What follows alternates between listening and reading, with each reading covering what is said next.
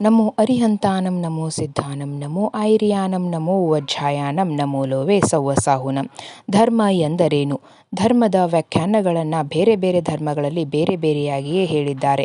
ಜೈನ ಧರ್ಮದ ಅನುಸಾರ ವತ್ತು ಸಹಾವೋ ಧಮ್ಮೋ, ಅಂದರೆ ವಸ್ತುವಿನ ಸ್ವಭಾವವೇ ಧರ್ಮವಾಗಿದೆ. ಮತ್ತು ಕಮ್ಮಾದಿ ಭಾವೋ ಹಿ ದಸವಿಯೋ ಧಮ್ಮೋ, ಅಂದರೆ ಕ್ಷಮ ಮುಂತಾದ 10 ಭಾವನೆಗಳನ್ನು ಧರ್ಮ ಎಂದು ಕರೆಯುತ್ತಾರೆ. ಹೀಗೆ ಇನ್ನೂ ಹಲವಾರು ವ್ಯಾಖ್ಯಾನಗಳು ಧರ್ಮದ ಬಗ್ಗೆ ಹೇಳಿದ್ದಾರೆ. ಉತ್ತಮ ಸುಖೆ ಧರತೀತಿ ಧರ್ಮ, ದೇಶಯಾಮಿ ಸಮೀಚೀನಂ ಧರ್ಮಂ ಕರ್ಮ ನಿರ್ವಹಣಂ ಸಂಸಾರ ದುಃಖತಃ ಸತ್ವಾನ್ ಯೋ ಧರತ್ಯೋತ್ತಮೇ ಸುಖೆ ಚಾರಿತಂ ಖಲು ಧಮ್ಮೋ. ಹೀಗೆ ಅನೇಕರು ಅನೇಕ ಬಗೆಯ ವ್ಯಾಖ್ಯಾನಗಳನ್ನು ಧರ್ಮದ ಬಗ್ಗೆ ಹೇಳಿದ್ದಾರೆ. ಜೈನ ಧರ್ಮ. ಜೈನ ಧರ್ಮವು ಜೈನ ಮತ್ತು ಧರ್ಮ ಎಂಬ 2 ಶಬ್ದಗಳಿಂದ ತಯಾರಾಗಿದೆ. ಜಿನನ ಉಪಾಸಕರಿಂದ ಜೈನ ಎಂಬುದಾಗಿದೆ.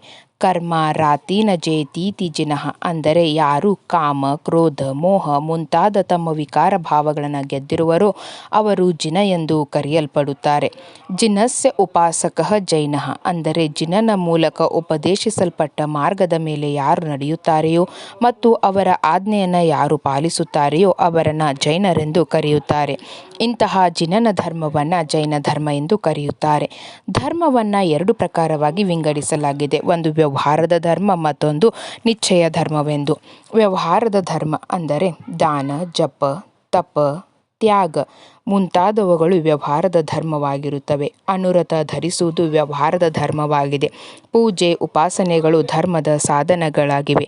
ಹಿಂಸೆಯನ್ನು ಮಾಡಬಾರದು, ಕಳ್ಳತನ ಮಾಡಬಾರದು, ಸುಳ್ಳು ಹೇಳಬಾರದು ಮುಂತಾದವುಗಳು ಸಹ ವ್ಯವಹಾರದ ಧರ್ಮಗಳಾಗಿವೆ. ನಿಶ್ಚಯ ಧರ್ಮ. ಪರಿಣಾಮಗಳ ನಿರ್ಮಲತೆ ಸಮತೆ ಹಾಗೂ ವೀತರಾಗತೆಯು ನಿಶ್ಚಯದ ಧರ್ಮವಾಗಿದೆ. ನಿಶ್ಚಯ ಧರ್ಮದ ಸಂಬಂಧವು ಆತ್ಮನಿಂದ ಇರುತ್ತದೆ. ಅದು ಸುಖ ಶಾಂತಿಯಿಂದ ಕೂಡಿರುತ್ತದೆ, ಕಷಾಯ ರಹಿತವಾಗಿರುತ್ತದೆ. ಎಷ್ಟು ಪ್ರಮಾಣದಲ್ಲಿ ಕಷಾಯ ಬಿಡುಗಡೆಯಾಗಿರುತ್ತದೆಯೋ ಅಷ್ಟು ಪ್ರಮಾಣದಲ್ಲಿ ಸಮತಾ ಭಾವ ಉಂಟಾಗಿ ಆತ್ಮಿಕ ಸುಖ ಶಾಂತಿಯು ಅವಶ್ಯವಾಗಿ ದೊರೆಯುತ್ತದೆ. ಇದುವೇ ನಿಶ್ಚಯ ಧರ್ಮವಾಗಿದೆ.